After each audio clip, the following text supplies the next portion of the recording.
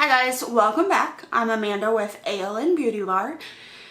Today I just wanted to go over some tips on how to get your foundation to last. Whether you live in a humid climate or you're wearing a mask every day to work, we all share these difficulties, so stay tuned. You ready?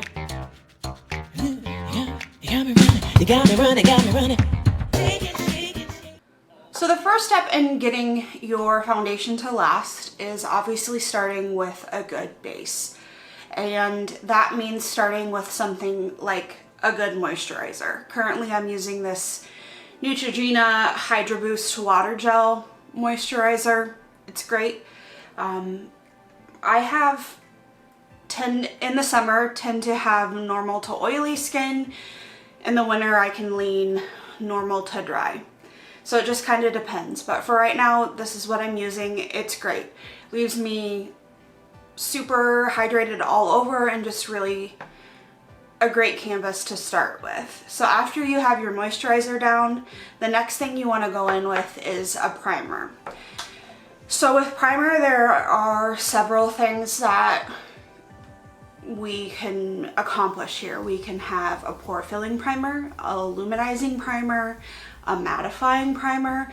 It's all about what you want to accomplish.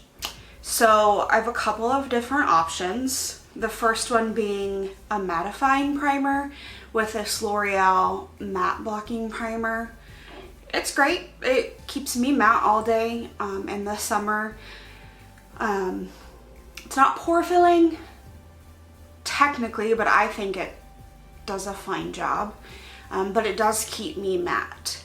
So that is one option for mattifying. And just primers in general, one that I like is my Wet n Wild Cucumber Primer. As you know, if you've seen my other videos, I have this in my project pan. This is good at just smoothing out your face and just really prepping the skin for that next step. So this is a great option as well. One that I also use in the summer is the Unscreen from Supergoop. This not only gives you SPF, which we should all be wearing, but it acts as a primer in the sense that it's kind of gripping. So this is a good option as well. And then let's see here, what else do I have? If you're looking for a pore filling or pore blurring primer, I just have a mini of it here, but the Milk Makeup Blur Stick is another good option. So this is a good option. I put it like right here where I have the largest pores and just kind of dab it on, pat it in, and it's great. And then you can still go around with like a smoothing primer on the perimeter of your face. So those are a quick overview of what I would use for primers.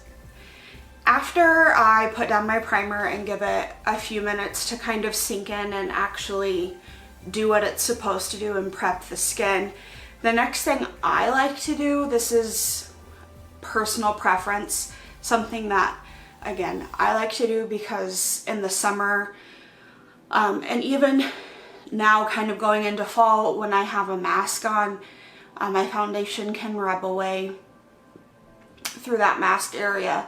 One thing I find that works to keep it on is I run just a little bit of setting powder over the face quickly before I go in with foundation.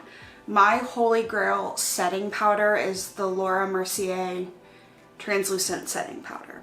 You can use, Maybelline has a great loose setting powder.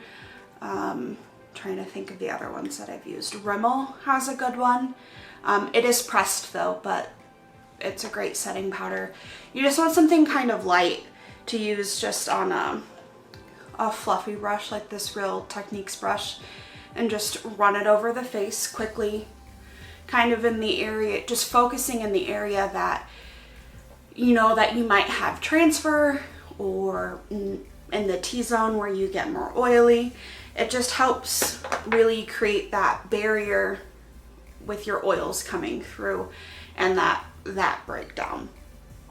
So that's one step that I do after primer. Then again, this is completely optional, but then I set that down with my setting spray. Just kind of get that all locked in, ready to go. Give that some time to dry, and then I go in with my foundation. Once my foundation has had time to set, I go back in with my concealer, do my under eyes, make sure that that is all had time to set and looks even, everything looks good. And then I go back in with my under eye powder, which is my Laura Mercier Secret Brightening Powder. Holy grail status. Could not function without that. And then I go back in with my setting powder, again in the areas that I know I'm gonna have some transfer because of a mask, or that I know that I'm gonna get oily. So I also might, on this step particularly, go in with a sponge with the powder and just really set that foundation and just pat that powder in. And then again, set it down with my setting spray. This time, using the setting spray, it's gonna help take away the look of it being cakey or of it being too powdery. If you have dry skin, maybe this step isn't essential, but if you are combo to oily, leaning heavily on the oily part, I think this step is necessary. Then I go on about the rest of my makeup routine. Bronzer, blush, eyeshadow if I haven't already done my eyes, brows, all of that. And then the last two steps that I do actually, are going to be a finishing powder. If I think that things maybe got out of control, maybe my blush is too bright, or I just kind of want that poreless, really porcelain doll-like skin, I'm gonna go in again, maybe with a little bit bigger fluffy brush. This one's a Morphe powder brush. But I'm gonna go in with this brush and a finishing powder. And I have a couple different ones that I like. So if I was going into the office or just daily, I would use my number 7 Lift and Illuminate Triple Action Finishing Powder. You can get this at Target, but just your standard powder. I have it in the light shade. They also have a loose version of it as well. Love both of them.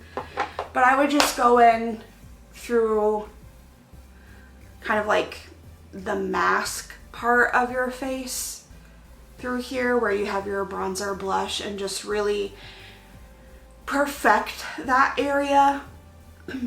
Maybe through the part of the T-zone as well, and just make sure that that is really flawless looking. And then finish off with an actual finishing spray. This one is the Maybelline Glass Spray. There's a difference between setting spray and finishing spray, and I'll have a video on that as well.